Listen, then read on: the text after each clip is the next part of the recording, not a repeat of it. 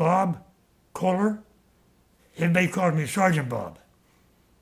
Because I formed a ministry at my church, Catholic Parish here in Irvine. So I'm the parish recruiter. That's why they call me Sergeant Bob. And what is your birthday and where were you born? Yeah, 11/26, 1930. Thanksgiving 2 days ago was my 85th birthday. Yeah. So that was nice. Happy belated. Okay, Joe, thank you. I was born in Johnstown, Pennsylvania, July 26, 1930. Could you give a brief info about your family background as well? Well, mother and father, of course, 2 sisters, and 1 brother deceased. Now, in my family, we have 4 boys, all grown, and we have 1 infant daughter deceased. So that brings you up to date on my family, my history. Do you know where your parents came from? Did they immigrate from Europe? Yes, both of them did, of course. On my mother's side, they came from England. My mother's name is Wilson. On my father's side, of course, they were here already sometime in the early 1800s. So that's the story about my parents. Okay, thank you. Then let's talk about your educational background leading up to the moment you joined the military and then your military background. Yeah. So Okay. can you tell us about your educational background up to the point when you joined the military? Yeah, I graduated from Johnstown Senior High on June the 13th, and then I enlisted in the Army on June the 30th. Because in Johnstown, there's only 2 jobs you can go to. One is a mill, and one is the coal mines. And I didn't want either one of them, so that's why I enlisted in the Army. And how old were you when you enlisted? 18. 18 years old. What kind of basic military training did you receive? Where was it? When was it? And what was it like? No, when I enlisted, we had 14 weeks of basic training at Fort Dix, New Jersey. And then I went from there to Atlanta General Depot in Atlanta, Georgia. I went to ordnance school, auto mechanics, this type of thing. So after that, I was transferred to Fort Hood, Texas, for about 3 or 4 months. And then I got overseas orders and went to Camp Stillman, California. And we left Camp Stillman, California about June the 1st, 1950. So we were on the General Walker troop ship on June 25th when the war broke out. And they announced over the intercom on the deck on the ship that the North had invaded the South, and so we didn't know where we were going to go. I was in the ordnance, and the first stop was Okinawa. So all the ordnance, including me, myself, got off on Okinawa, and the rest of the troop ship all went to Busan. That was infantry, supply, medical, communications. But I was lucky, I call it fortunate, and every year on June 25th, that's my anniversary, because otherwise I would have gone maybe to Korea. But I always felt that the ones that did go from my ship served proudly, and even the ones at Okinawa, they were transferred to Korea, like the 27th Infantry Regiment. When I got there, they were transferred immediately to Korea. So what we did on Okinawa, we provided ordnance support for Korea. Plus on Okinawa, the Air Force B-29s, they took off every day in the morning to bomb and come back at night to Kadena. So we were pretty much involved with the war effort But we also trained on weekends as provisional infantry. In other words, I carried an M1 in the rice paddies at Okinawa, and I fell once, and I had a hand puncture. Piece of bamboo went through my hand, and that wasn't good, because I was in the orderly room after a while, and so anyway, it was kind of a hard time to. I was in a hospital for a while, but everything worked out all right.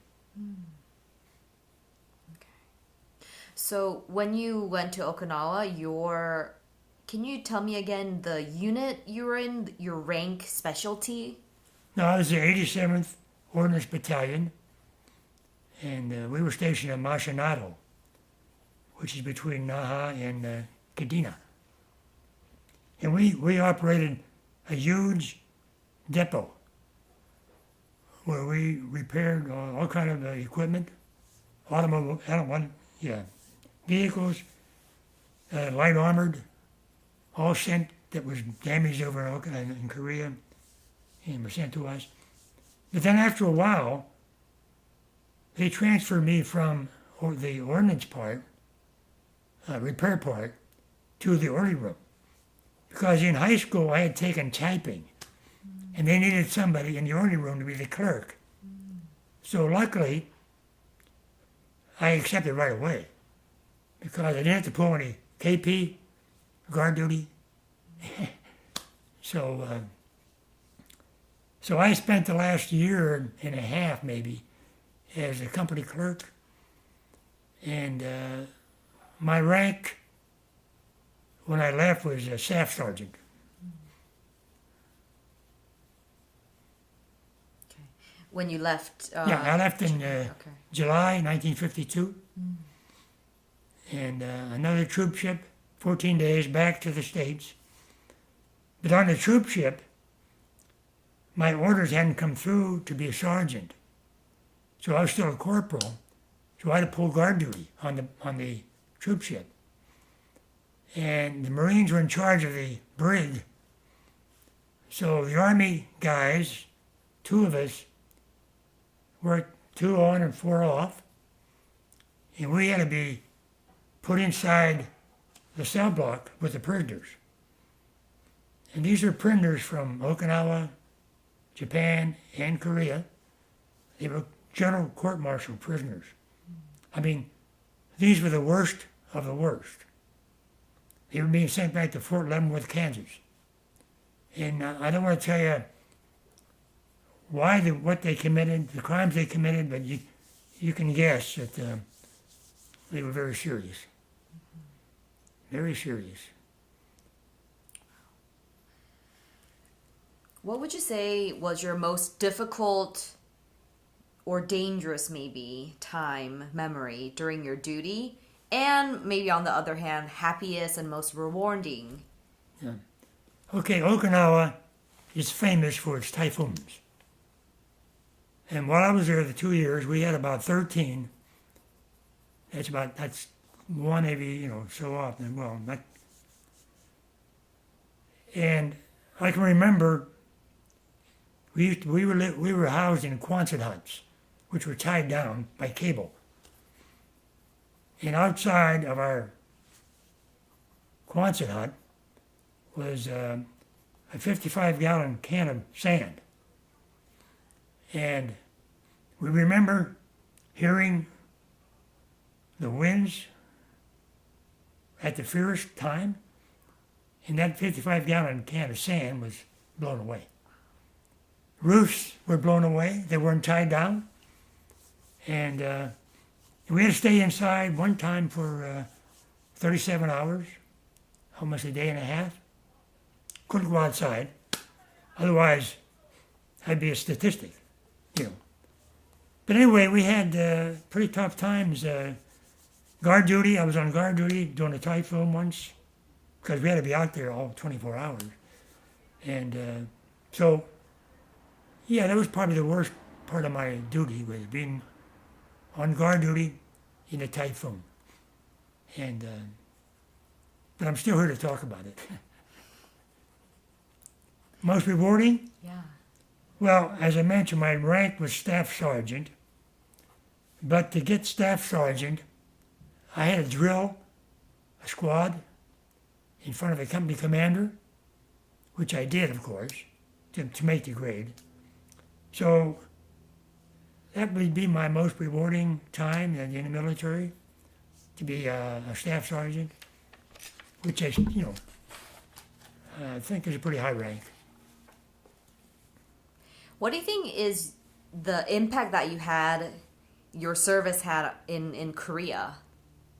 Well, as I mentioned, we supported everything they did in Korea. I mean, if they couldn't repair something there, they sent it to Okinawa. Because we had a very large depot. We had a larger one than they had in Japan, because we were closer than Japan was. So, we took a lot of pride in what we did on Okinawa, 87th Ordnance Battalion. I mean, that's what we did. Then vice versa, what do you think the Korean War and serving it for the Korean War has an impact in your life? Well, I'm always proud to have served. I don't wish so much that I had gone to Korea, but I respect the ones in my ministry that did serve there. That includes World War II, of course. But Korea, because I'm closely related to the same age group, we're all in our 80s. Of course, I'm 85, as I mentioned. And no, I respect every one of those soldiers that served in Korea. And they're my heroes. Just put it that way. They're my heroes. Anything else that you want to talk about? There's a part also where we can ask the veterans what they feel about how Korea is now. They have grown so much in terms of their economy and their political situation, and they're now one of the leading players in the world. And that is due to all the service of the U.S. militarymen during the war. So maybe on behalf of everyone that served, do you have something that you want to say maybe to those that will be listening to these stories later on, just to really know what happened in the war and what it... I mean, you all said it already. I guess I'm just asking if you have anything more to say in terms of all this, the great thing that you did.